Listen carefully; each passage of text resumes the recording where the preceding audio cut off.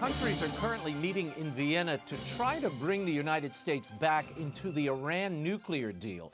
The Biden administration has said it will withdraw U.S. troops from Afghanistan. But what will that mean to the region? To bring us up to speed on this and much more, we're joined by foreign policy expert Walid Phares. Walid, thanks for being with us. Walid, before we get to the situation in the Middle East, Vice President Kamala Harris announced this week that the U.S. will send an additional $310 million in aid to the Northern Triangle countries in Central America.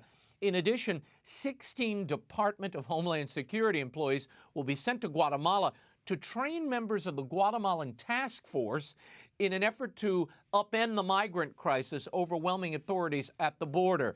Your thought on how effective this is and what this really means?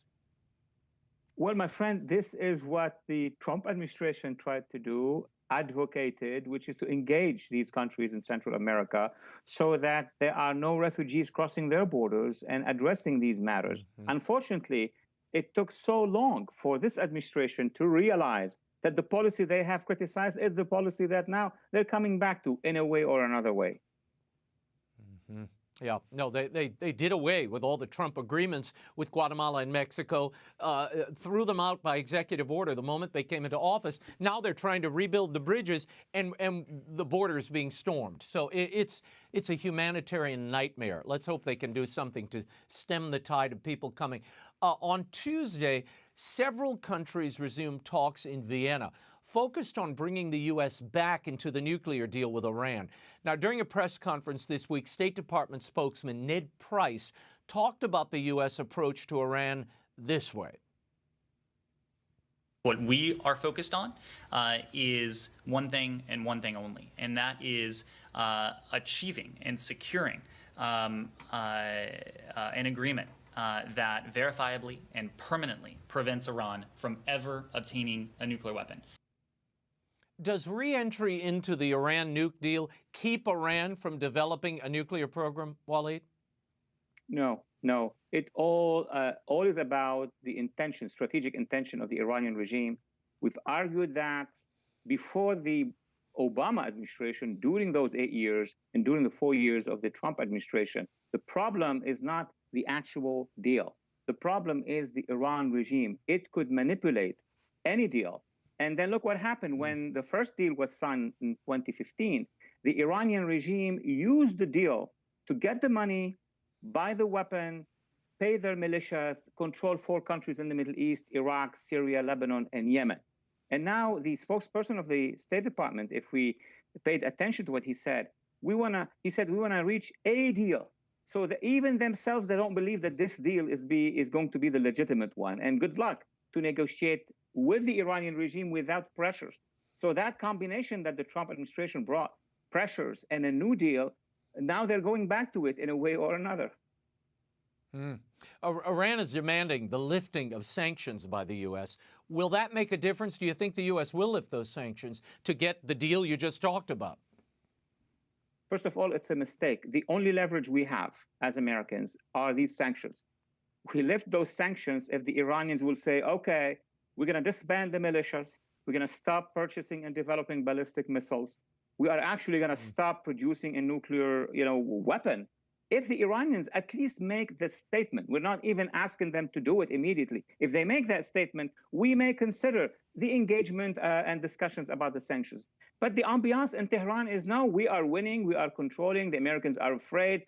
They are now releasing some secrets about their negotiations with the previous administration. It's just a chaos in Tehran.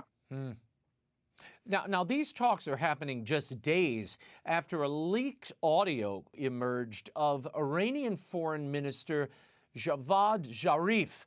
He claims that Secretary of State John Kerry in 2015 told him about Israel launching more than 200 attacks on Iranian forces in Syria. Now, Kerry now claims he pointed to reports long in the public domain about Israeli strikes on Syrian assets, or Iranian assets, rather. Does that wash with you, Walid? No, that's the most serious news of the day, of the week, I would say. For a member of the Obama administration to share with the Iranian regime, which is on our terror list. I mean, imagine that. information that he cannot get except from our intelligence community about a strategic ally. Now, my big question is, did he do it on his own, in his own name? He has some deal with the Iranians, or did he do it as a result of a policy decided by President Obama? Either way, we have a problem, and either way, Congress and the media should investigate the matter. Well, there are calls for John Kerry to step down. I mean, he is a cabinet official. He's now Joe Biden's climate czar. Should he step down? I think they should call on him to come to Congress, and if the answers are not legitimate, he should resign, in my view. On Saturday, the United States Navy reported that a group of Iran's Islamic Revolutionary Guard Corps speedboats and a larger support vessel swarmed two U.S. Coast Guard vessels on April 2nd. These vessels were maneuvering within 70 yards of the U.S. vessels. The incident came on the same day the Biden administration announced it would begin indirect talks with Iran regarding returning to that 2015 Iran nuclear deal. Why would the Iranians do this? Well, that's exactly the equation we are concerned about. The Iranian regime, especially the Revolutionary Guard, they want to message their own population, especially their opposition, that look, the Americans are coming to negotiate with us. They are on their knees. We're going to impose what we want. That's very important. Why, Raymond? Because 2 years ago, a year and a half ago, actually, there was a revolution in Iran. All these demonstrations in Iran, in Iraq, in Lebanon. And therefore, I think they are trying to do it to make sure that the message also comes here that the Iranians have the upper hand in the negotiations. Do not put pressure on them. Under the Biden administration, Walid, the U.S. military has begun a complete withdrawal from Afghanistan, and they'll be transitioning bases and equipment to Afghan security forces. Now, the Afghan security forces have endured a particularly difficult winter. Taliban offenses in the south and repeated attacks in the north have meant mounting casualties. Is this the right time to leave? Is there a right time to leave? I think this is not the right way to leave. There's always a time to leave. I mean, if it was in 2012 or 14, we could have withdrawn then under the Obama administration, but that administration then refused to actually equip the Afghan army with what they needed on the one hand, refused to actually work with civil society, women, minorities, seculars, against the Islamists of the Taliban movement. So we are in Afghanistan conducting these military operations, and there is no solution in sight. So now the Biden administration wants to withdraw just because the Trump administration said May 1st. So they are doubling down and saying, oh, we are leaving on September the 11th, which is also another PR disaster. We cannot leave Afghanistan without leaving behind us a government, a society, and forces that are able to stop the Taliban, the jihadists. Look, yesterday they were still going back, the Taliban were going back to persecuting women. What's going to happen if we withdraw without these conditions met on the ground is another disaster and maybe another 9/11.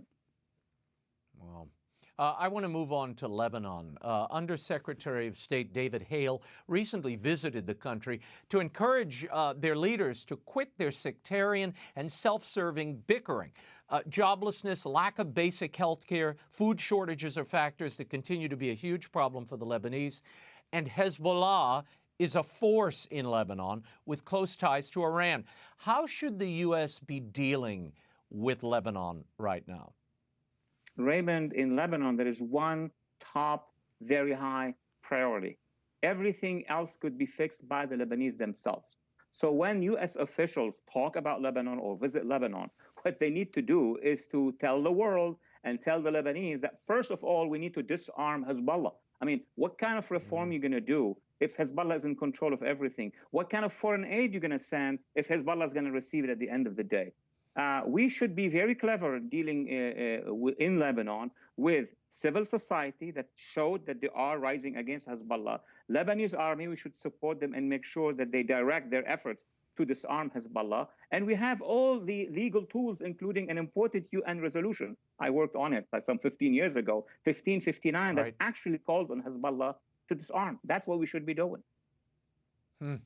In Egypt, we also are seeing problems emerge. A group with ties to the Islamic State executed one Coptic Christian and two tribesmen. The 13-minute video released late Saturday showed a 62-year-old Christian man being shot in the back of the head with an AK-47 in the middle of what appeared to be the Egyptian desert.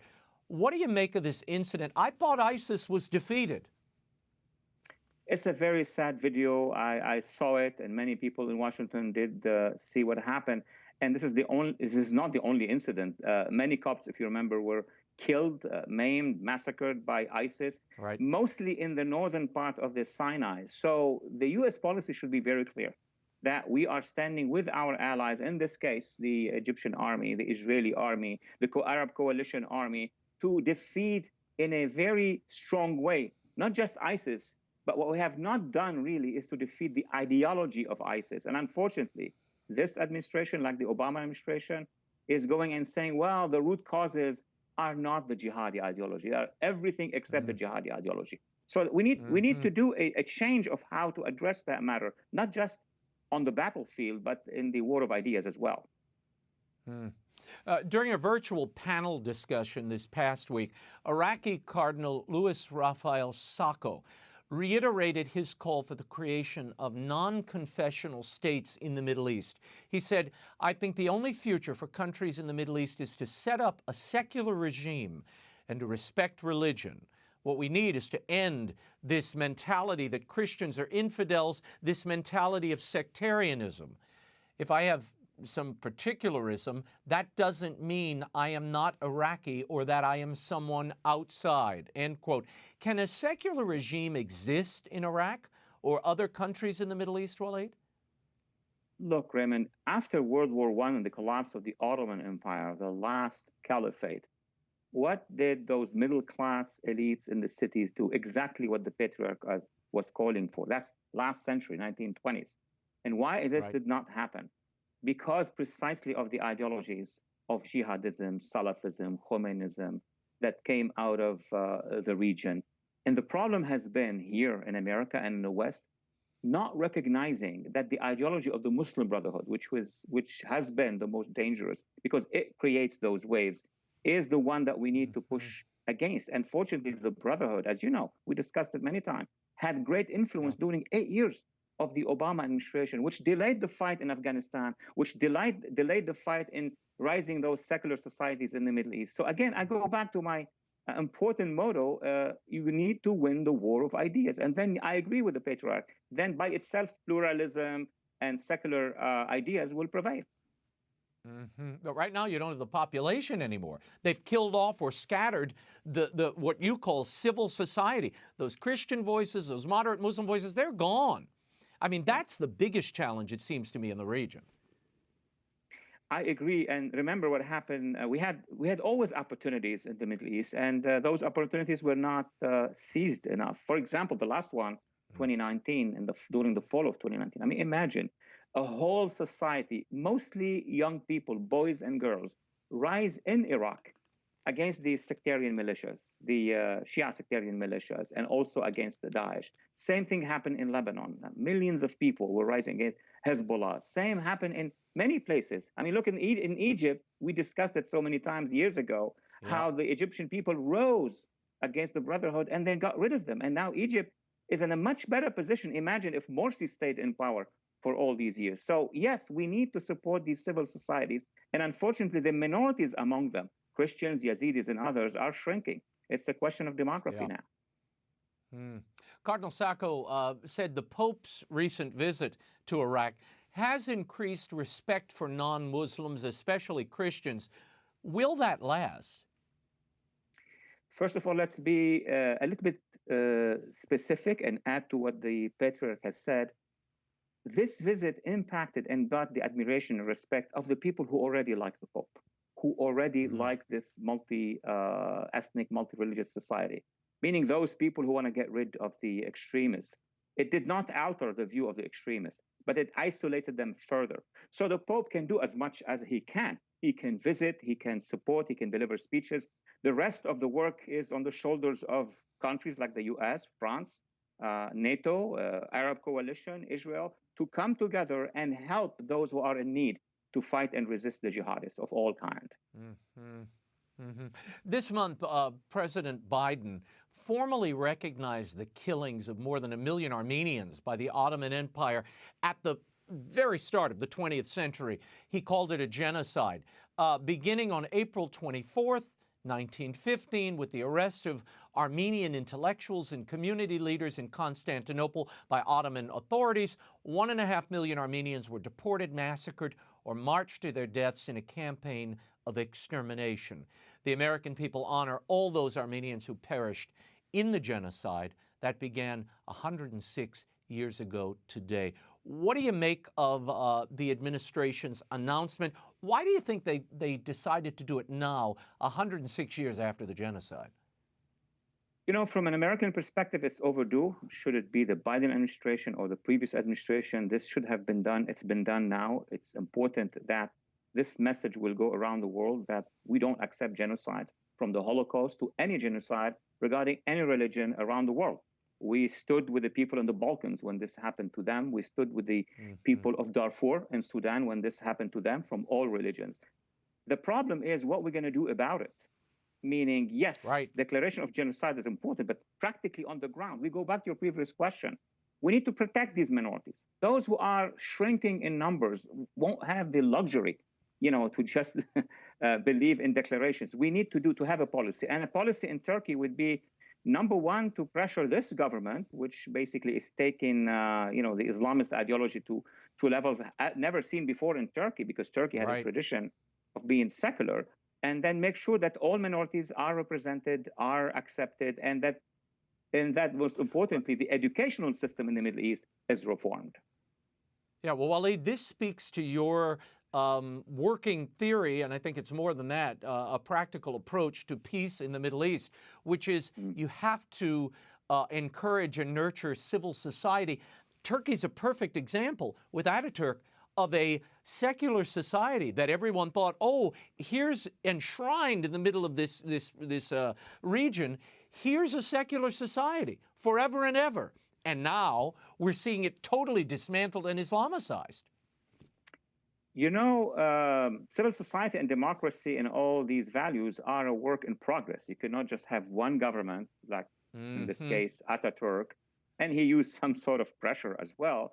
And then when the AKP, the Islamist party of Mr. Erdogan came to power in 2002, we let it do whatever they want in the region, to such a point that even inside Turkey, the secular element was suppressed by this government. And now we see that they are oppressing their own Turkish and Kurdish opposition. And so we have to be more forceful in making sure that these values are protected, are defended in the region.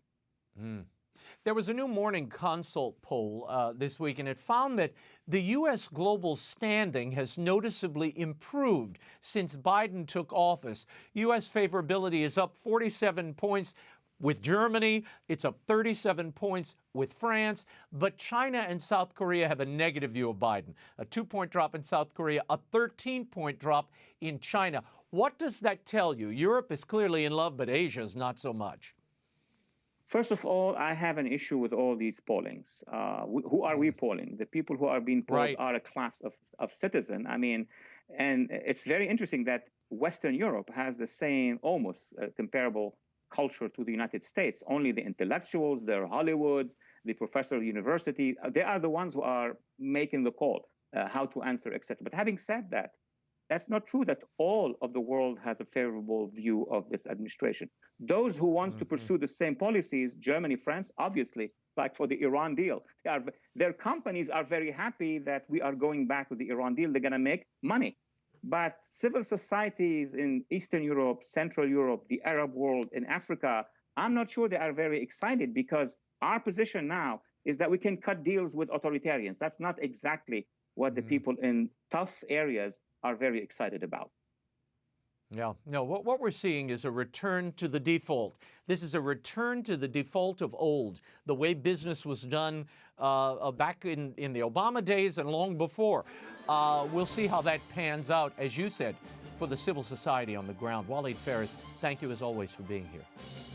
Thank you, Raymond.